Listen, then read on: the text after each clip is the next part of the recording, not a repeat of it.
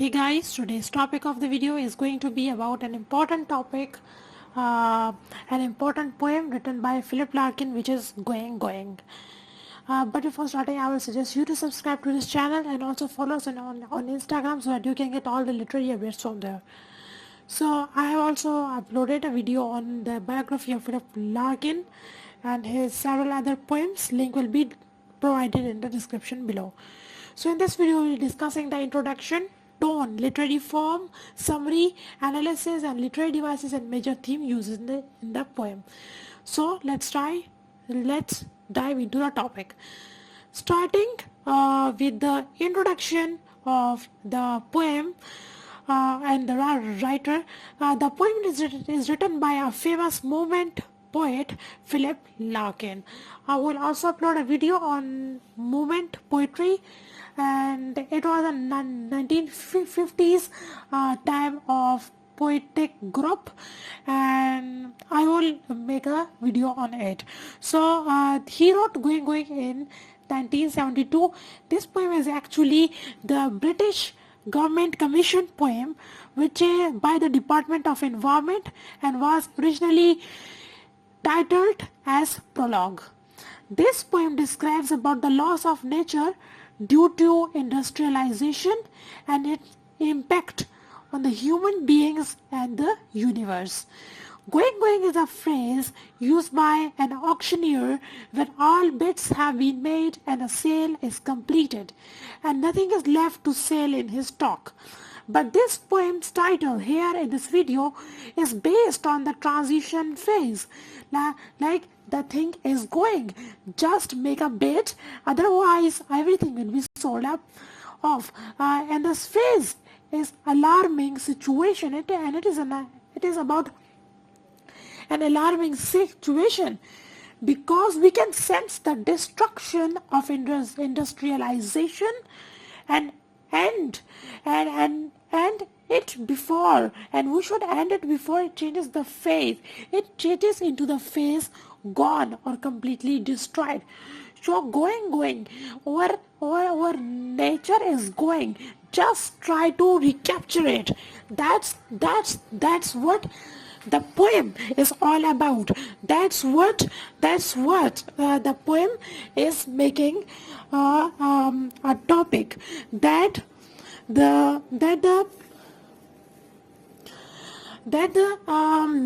nature is going to be destroyed and we have to save it before everything just destroyed. So this topic, this title going is a transition phase, and it is the step before gone or completely destroyed. And here the poet stops. The poem start title before gone, probably because he is hopeful that human beings will stop and think over their actions before the destruction reaches everywhere. I hope the concept of this title is clear to you. So let's move towards the tone of the poem. So in the start, the poem's tone is optimistic, and in the end it becomes pessimistic. So there we'll be witnessing a kind of change of tone of the writer. So the poem starts with the notion of that the natural countryside would remain for the rest of the poet's life, but his tone changes suddenly into sorrowness and disappointment because the beautiful and natural countryside which the poet thought will remain for the rest of his life is soon going to be destroyed. He always thought that a countryside and its nature will always be welcoming for those who are tired of the pollution and the chaos of urban life. So here the poet is describing the soothing and the calming effect of the forest and the greenery and the natural world. But what is happening? But everything is destroyed slowly with the advancement of urbanity of life. So later there is a change of ideas in the of the poet. The poet thinks and realizes the ways we are using environment for our benefit and is destroying it. The growth of industrialization is making a rapid fall in the natural health. Moreover, due to rapid life, there is selfishness and lack of love in the world, and crimes are expanding daily. So moving towards the literary form of the poem, it's a polemical poem, and a polemical poem is about the rhetoric, about the rhetoric perspective about some theme. So I will also make a video on that. The poem consists of 54 lines, and it contains 9 facets, and a rhyme scheme of each facet is A, B, C, A, B, C. Use of enjambment make us feel the uneasiness of the writer's thought. So that's all. This is the poem's text. So moving towards the line by line analysis of this poem. Stanza 1. I thought it would last my time, the sense that beyond a town there would always be fields and farms where the village lotus could climb such trees as were not cut down. I knew there would be false alarm. Analysis. The poet thinks that there will always be fields and farms everywhere outside the city. There will always be beauty of nature in countrysides, and nothing will urbanize in his life there. And the ill-mannered boys will be climbing on the old high trees. He thought that all these news of transformation of countryside would be false. But actually this poem is written in industrial post-war time, and it was evident that a transformation of field would occur. But here the poet thinks that at least nothing is going to change during his lifetime, and he thinks that these can be some false news. People will always enjoy the nature in rural life, and nothing is going to be changed here.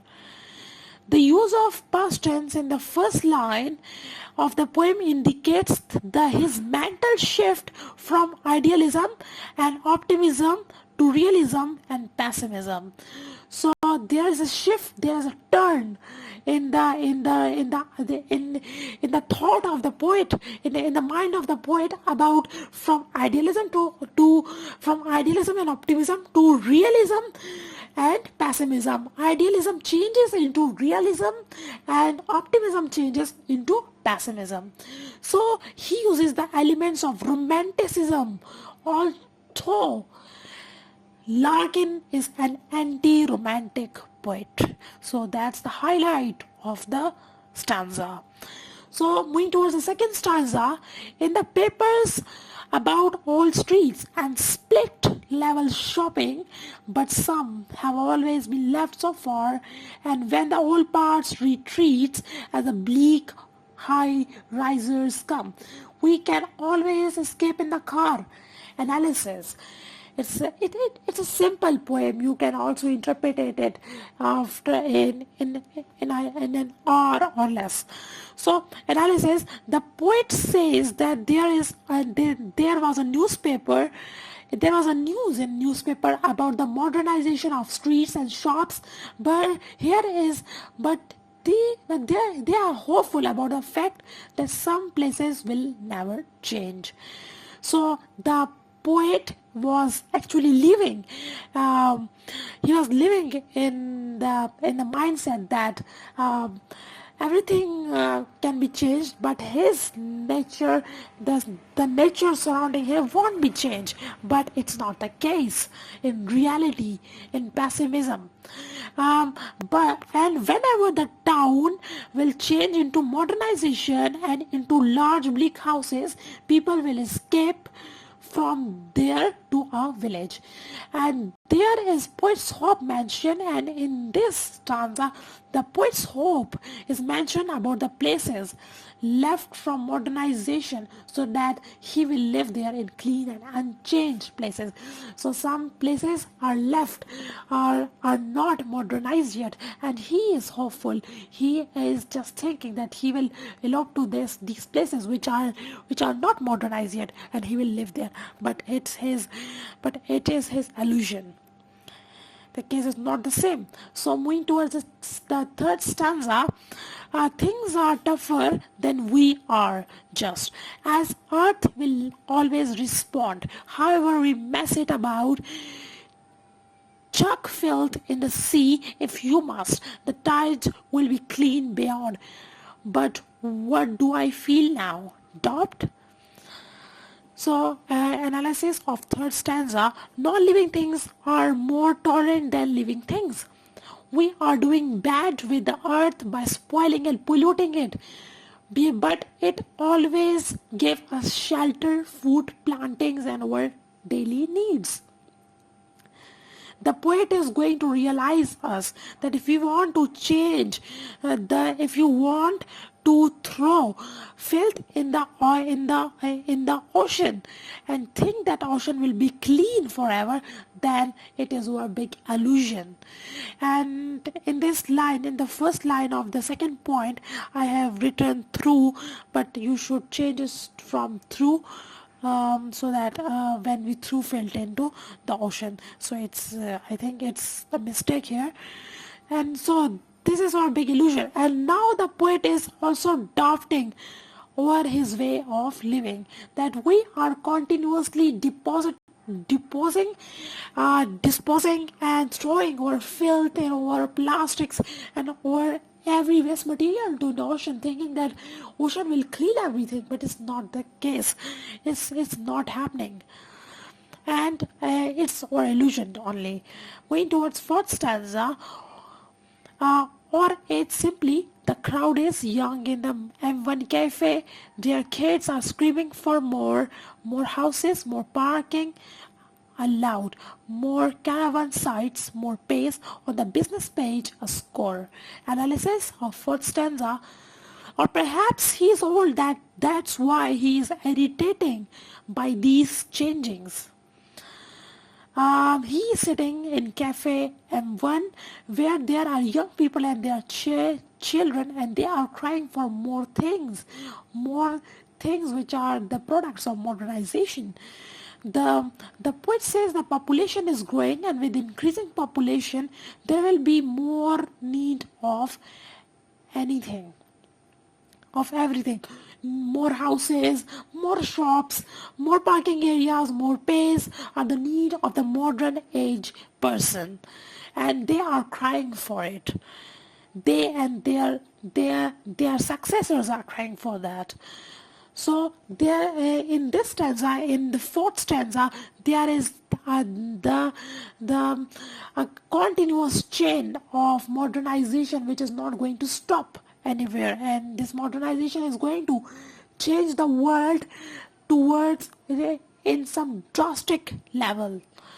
So moving towards the fifth stanza, on spectacled grains approve some takeover bid that entails 5% profit, move more works to the unspoiled deals, and when. Analysis of this fifth stanza, on the business page of magazine, the smiling photos of businessmen support the 5% profit in their business dealings. The manners of these people show that they are highly industrial in their thinkings and lifestyle. And this shows the rise of industrialization, which is much common even in newspaper of the town. So the thought of profit and industrialization is very common, that every newspaper is printing that.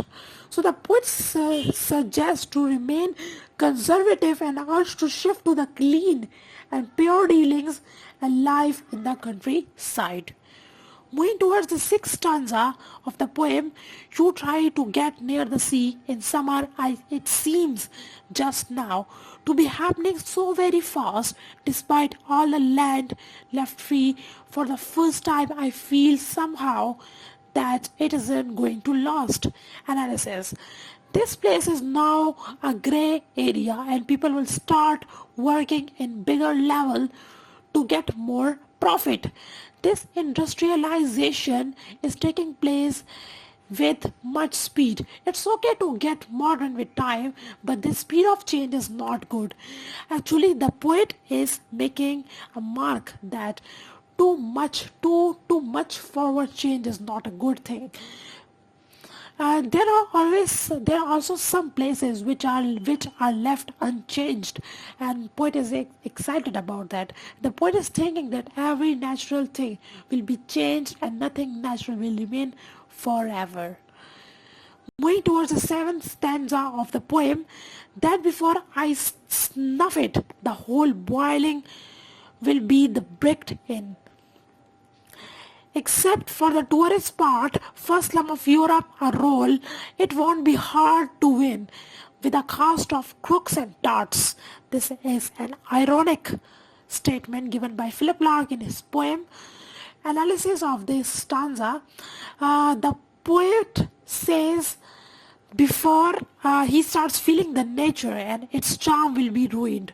So it's an evident theme in the poem. Modernization will change everything and nothing will remain unchanged except the tourist points, because tourist industry is also a money making machine. The England will become first slum of Europe and all the population of the country will gather at a single place and it will become a slum. And it will not take much time, because here the people are corrupted and materialists, and their materialism and their corruption and their hunger for money is making the process of modernization very rapid. So that's the highlight of this stanza, and they will help bringing transformation much faster because their attitude is just galvanizing the process of modernization and change. So with a cost of crooks and tarts, it is a line in the seventh stanza. The cost of crooks and tarts, by doing any good or bad, they would change the city forever. And moving towards eighth stanza, and that will be England gone. The shadows, the meadows and the lanes, the gilt halls and the carved choirs. There will be books, it will linger on in galleries, but all that remains for us will be concrete and tires. Analysis of this stanza. In England there will be industrialization and England will be wasted into a slum because of industrialization. The speciality of England will remain no more. England will no more good and a fresh and natural city. So the things like green farms, shadows of the trees will make England remarkable will be gone, and the beauty and the greenery of England will be gone. Just a few books of history will tell us about the stories of England before modernization, and these books won't be common and we will only find them in the museum and libraries. So the books would be telling us, books in the museum and libraries will be telling us the stories of England, the story of the beauty of England. So that's the satire, that's the irony in this poem, that we are shelving the beauty and the stories of beauty and glamour of the natural England into museums and libraries. And things will be left for use are concrete and tires, and here the poet uses the phrase concrete and tires to symbolize industrialization. In this line the poet is saying that we will be shelf, we who will decorate our libraries and museum with the stories of elegancy and beauty and the grandeur of England into the library. But we will be using the concretes and tires in our daily life, because that's what industrialization has given to us. Moving towards the ninth stanza, most things are never meant. There won't be more likely but grease and garbage too thick strewn to be swept up now and or in when. Excuses that make them all need, I just think it will happen soon.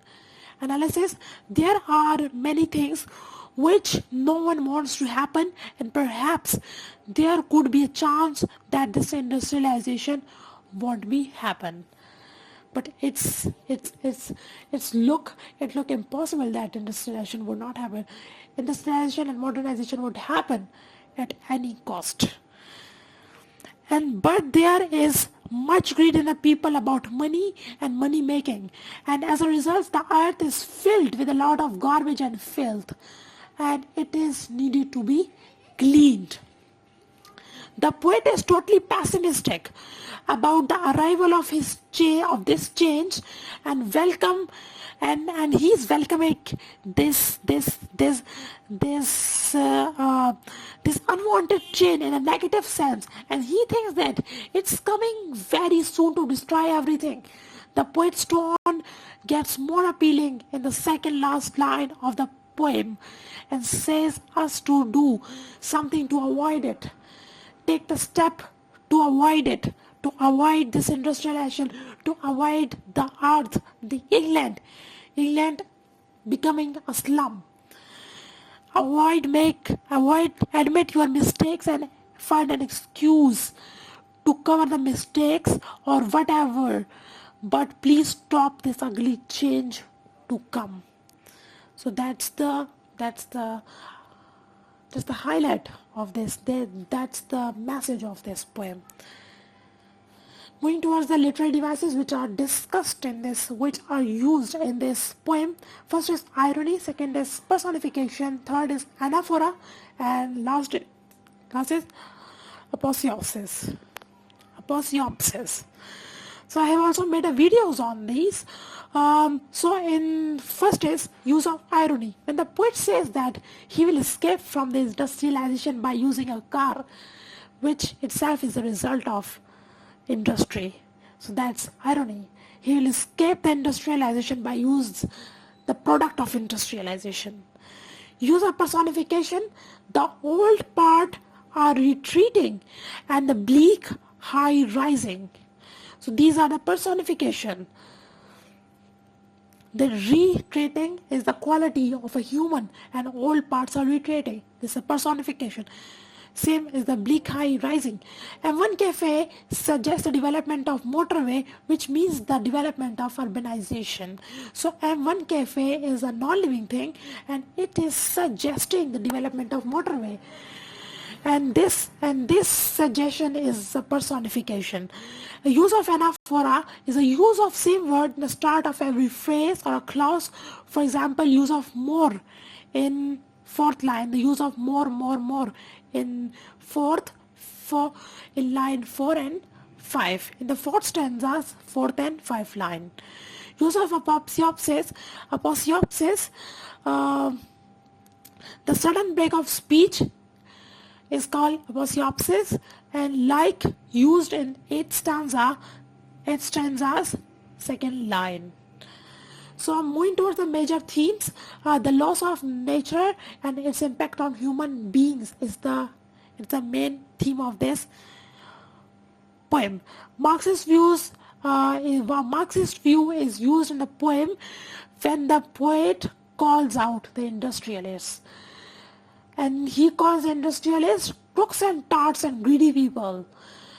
Third theme is nostalgia. The poet is nostalgic about the beauty of England and his city. Hopelessness is the next theme. It is discussed. It's a tone of the poem. Industrialization. It's no need to discuss that. Nature of capitalists, race off for money, and cause and effects of urbanization. So that's all. Thanks for watching. I hope you will like this video. Also comment in the comment box for further inquiry, and do subscribe to this channel. Thank you.